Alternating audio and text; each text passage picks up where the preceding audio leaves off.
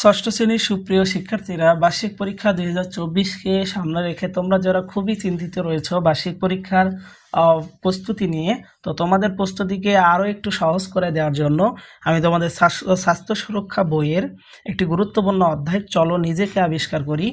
এই অধ্যায়ের গুরুত্বপূর্ণ এমসিকিউ প্রশ্ন সহ এক কথায় উত্তর এবং সেই সাথে খ বিভাগের সংক্ষিপ্ত প্রশ্ন এবং গ বিভাগের দৃশ্যপটবিহীন প্রশ্নের সাজেশন নিয়ে এসেছি। যেই প্রশ্নগুলোর বাইরে আশা করি কখনোই তোমাদের বার্ষিক পরীক্ষায় প্রশ্ন আসবে না। তো যে পরীক্ষার জন্য যে প্রশ্নগুলো এই অধ্যায় থেকে না দেখলেই নয়, এরকম কমন উপযোগী সাজেশনগুলো এখনই চলো আমরা দেখে নিই এবং খুব ভালোভাবে অধ্যয়নের মধ্য দিয়ে পরীক্ষাকে আরও একটু সহজ করে তুলি। তাহলে সর্বপ্রথম তোমরা যেই গুরুত্বপূর্ণ সাজেশনটি দেখতে পাচ্ছ সেটি হলো প্রশ্ন, মানুষের কোন বিষয়টির জন্য একজন মানুষ অন্য একজন মানুষ থেকে আলাদা ও অনন্য হয়? তো একটা মানুষ আর একটা মানুষ থেকে কোন বিষয়টার উপরে ভিত্তি করে আলাদা হয়?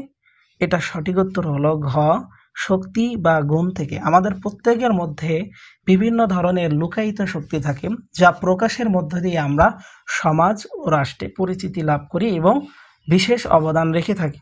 তো এটাই মূলত একটা মানুষকে থেকে আলাদা করে তোলে। 2 নম্বরে, সুপার পাওয়ার আবিষ্কারের মাধ্যমে কোনটি বৃদ্ধি পায়? তো সুপার পাওয়ার যখন আমাদের মনের মধ্যকার একটা আমার নিজেকে যখন আমি চিনতে পারবো যে আমি এরকম একজন মানুষ, ধরো তোমার মধ্যে খুব দয়ালু একটা ভাব আছে, তো তুমি কি করবা? অবশ্যই মানুষের উপকারে এগিয়ে যাবা।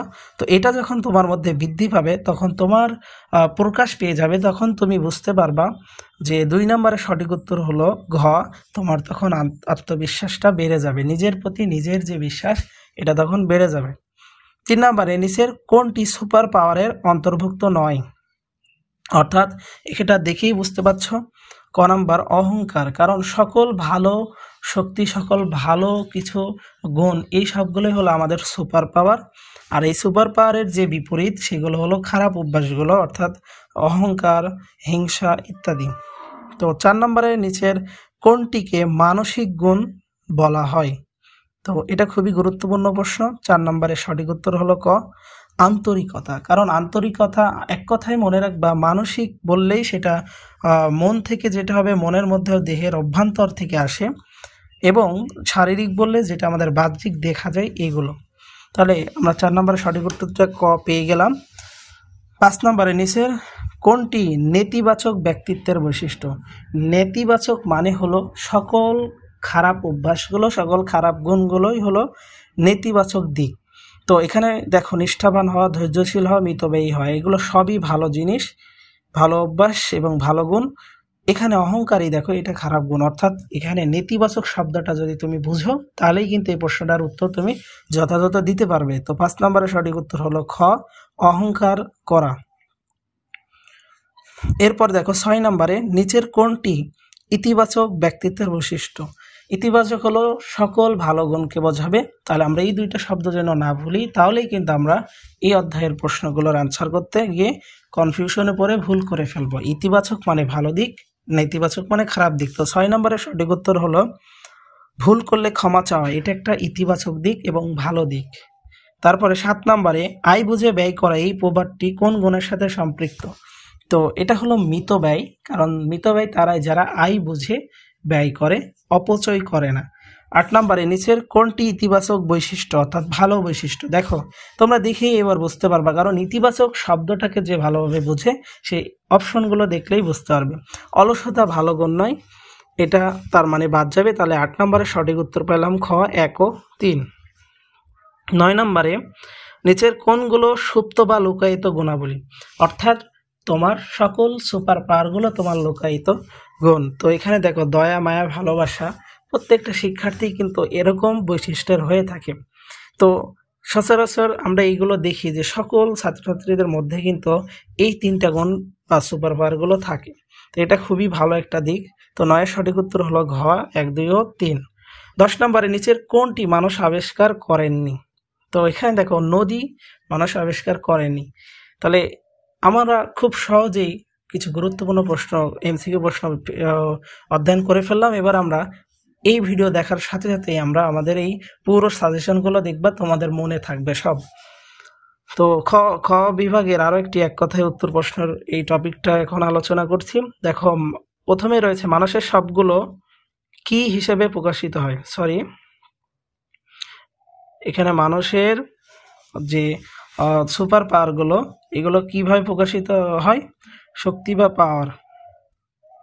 তো 2 নম্বরে মানুষের শক্তি বা সুপার পাওয়ার কোনগুলো? মানুষের শক্তি বা সুপার পাওয়ার হলো তার নিজস্ব বৈশিষ্ট্যগুলো, অর্থাৎ সে কেমন প্রকৃতির মানুষ এটার উপরে।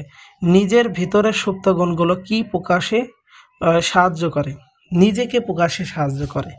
এরপর দেখো, উদারতা, আন্তরিকতা ইত্যাদি কোন ধরনের গুণ? এটা হলো মানসিক গুণ। এরপরে 5 নম্বরে দেখছো কিছু নতুন কিছু খুঁজে পাওয়া বা উদ্ঘাটন করাকে কি বলে? আবিষ্কার বলে। এভাবে 6 নম্বর প্রশ্নটির দিকে যদি আমরা খেয়াল করি যে কোন গুণগুলো আমাদের বর্জন করা উচিত, এটি হলো নেতিবাচক গুণগুলো বর্জন করা উচিত।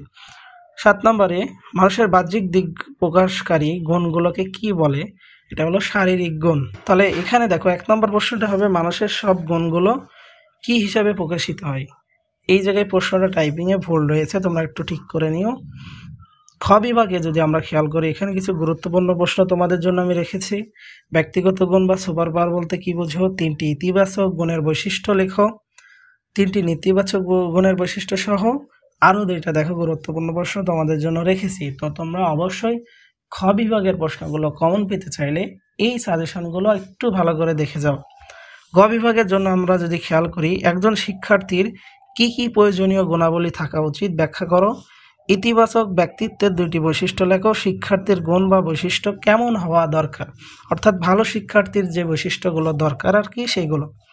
নিচের একজন শিক্ষার্থীর বৈশিষ্ট্য দেয়া হলো, এগুলোর মধ্য থেকে ইতিবাচক ও নেতিবাচক গুণগুলো চিহ্নিত করো। তাহলে এই যে এখানে যে গুণগুলো দেয়া আছে, যেগুলো ভালো হবে গুণ সেগুলো হবে ইতিবাচক, যেগুলো খারাপ সেগুলো হলো নেতিবাচক। তাহলে আমরা আশা করি এটা বুঝতে পারবো যে এর মধ্যে কোনগুলো ভালো কোনগুলো ভালো নয়। ঘ নম্বরে মানুষের ব্যক্তিত্বের 5টি করে ইতিবাচক ও নেতিবাচক বৈশিষ্ট্য আলোচনা করো বা তুলনামূলক পার্থক্য করো। তাহলে এই যে প্রশ্নগুলো তোমরা দেখলা, তোমরা যদি এই প্রশ্নগুলোকে খুব ভালোভাবে অধ্যয়ন করো তাহলে বার্ষিক পরীক্ষা আশা করি তোমাদের টেনশন করা লাগবে না। আজকের মতো এই পর্যন্তই। আল্লাহ হাফেজ।